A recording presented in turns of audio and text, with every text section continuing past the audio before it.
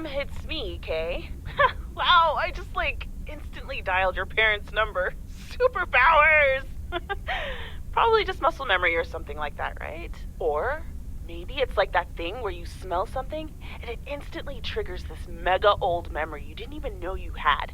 Know what I mean? Oh man, I had that once when Barry bought me lilacs, and the smell instantly mentally teleported me to when I was like 6 years old and fell out of a tree. And I ended up with all this lilac smelling tree gunk all over my face. You remember that, right? What if it's like that with old phone numbers?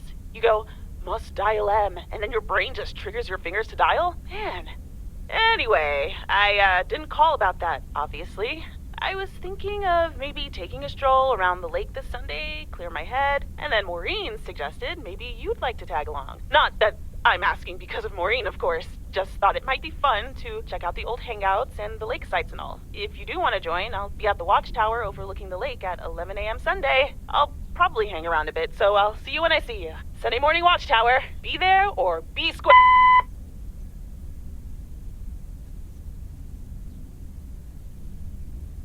The Countess and the Carpenter. Chapter 2.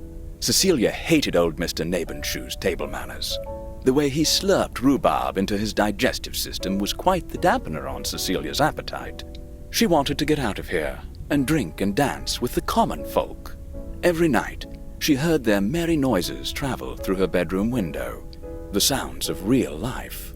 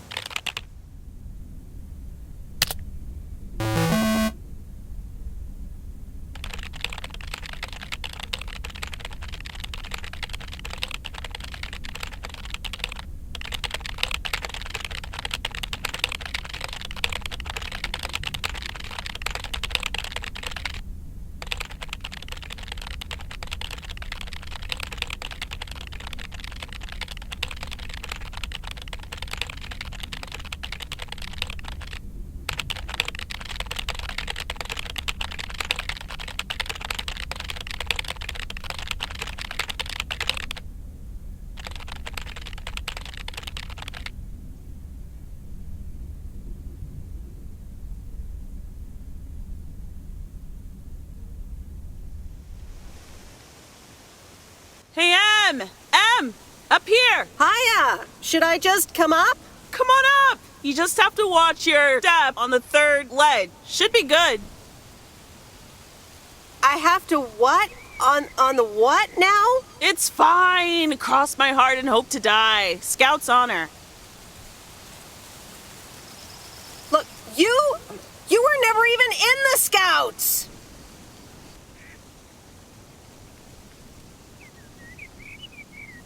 Hi there. Good to see you. So glad you made it. Isn't it nice up here? Sure is.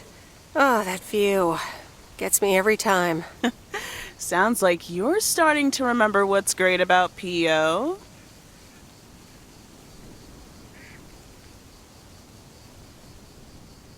Those times we took some pie up from the diner after school and sat here talking about whatever we felt like. Oh, yeah. How about that afternoon I snuck in some beers from Uncle Stan, and they were really disgusting, and you puked all over the rail? In fact, wasn't it kind of where you're standing right now? Oh my gosh, it totally was.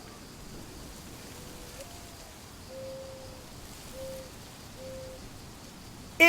Oh, did you have to bring that up again? I was not counting on getting that much in touch with my younger self. I'm glad you're back. I kind of missed having you around.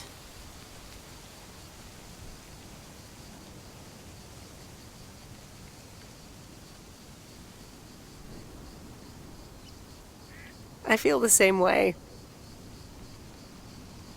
So, what's life been like for you since you left? Positives? Negatives? You know, I went to university, got a job.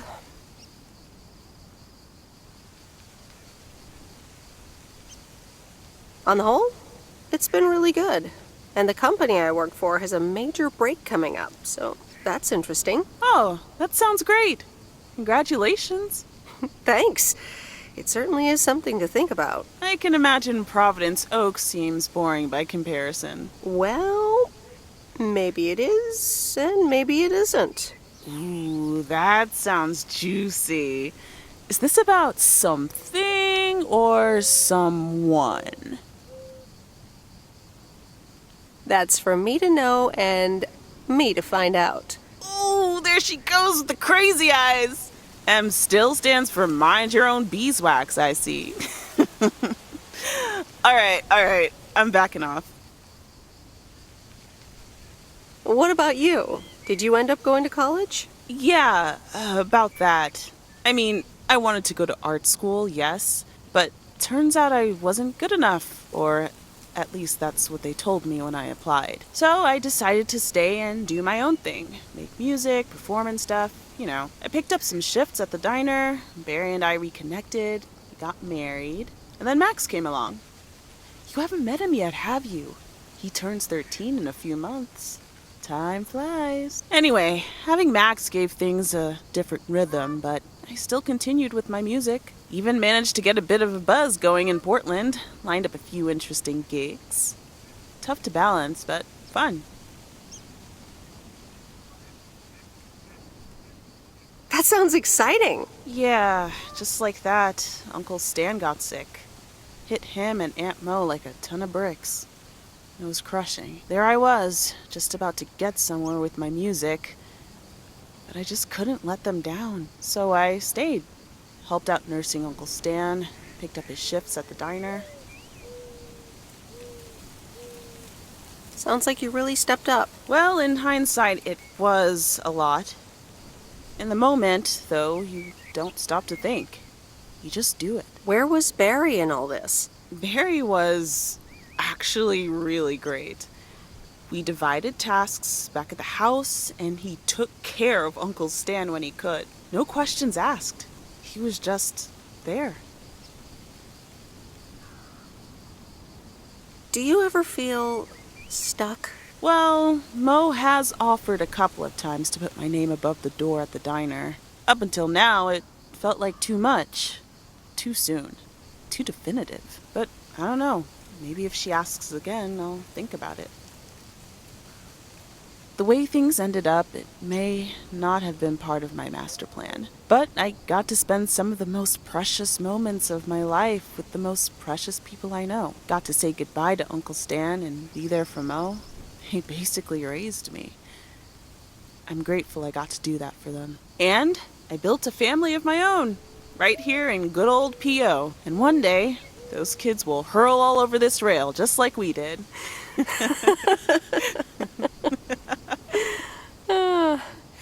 So yeah, it's been tough, but looking back, I wouldn't trade any of it for the world.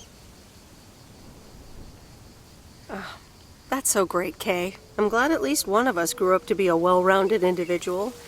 Is there a manual I can borrow? Well, after you left, I had to raise myself, didn't I? So, ready to descend to the world below? Yeah, seems like it's time. Come on then.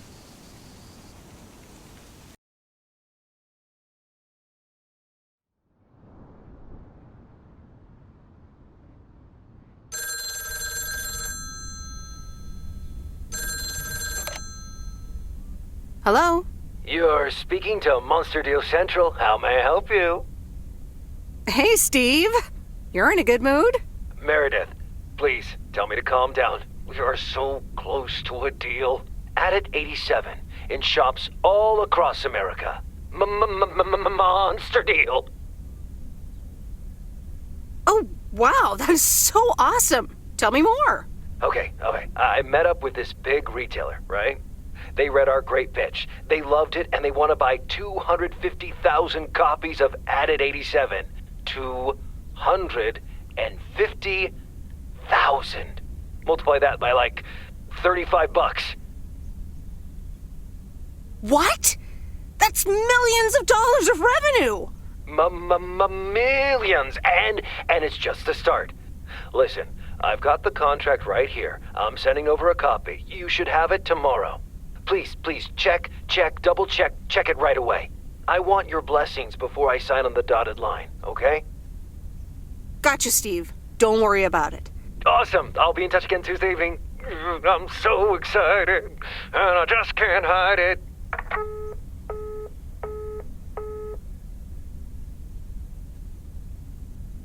It's official. I love horror movies. A Nightmare on Elm Street is radical. It was amazing! Thank you for watching with me, Miss W. You're welcome.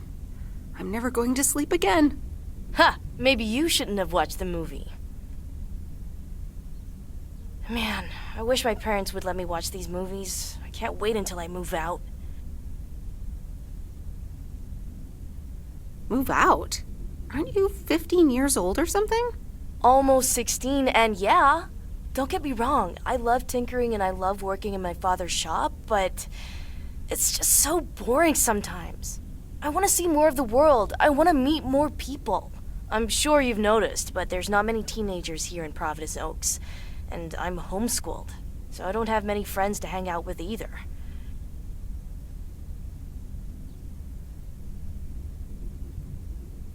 And your parents don't let you watch horror movies?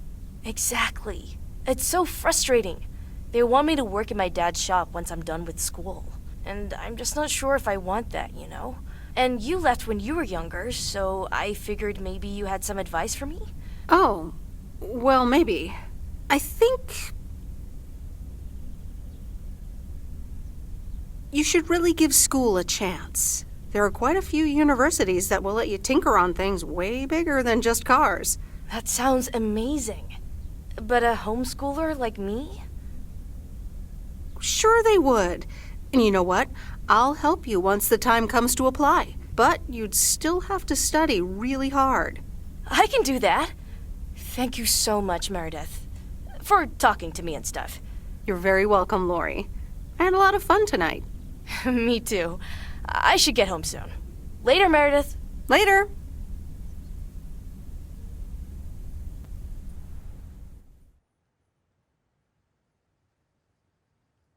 Oh, Steve's parcel.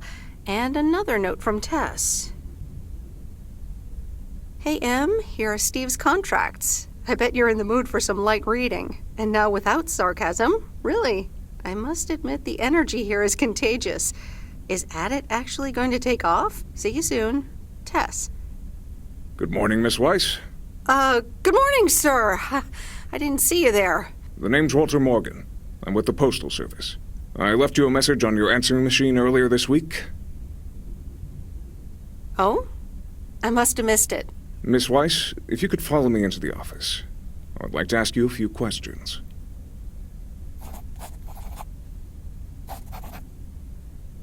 Are you familiar with the Postal Service policies? Yes, well, the gist of it. Can you remember the segment from Chapter 11, Section 3, first paragraph?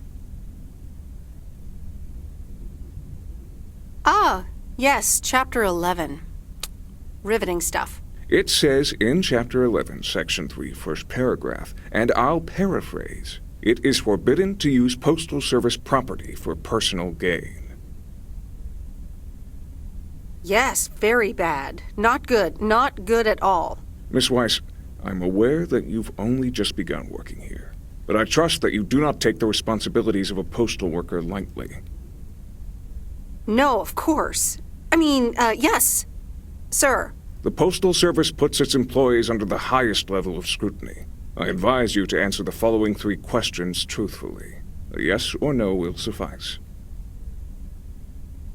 Do you know Frank Coleman?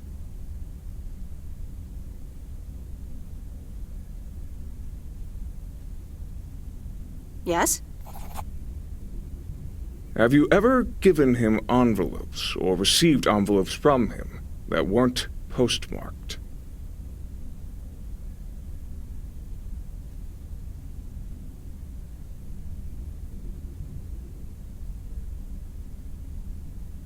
Yes. Are you aware that Frank Coleman wages bets on baseball games? No. That will be all. Thank you for your cooperation.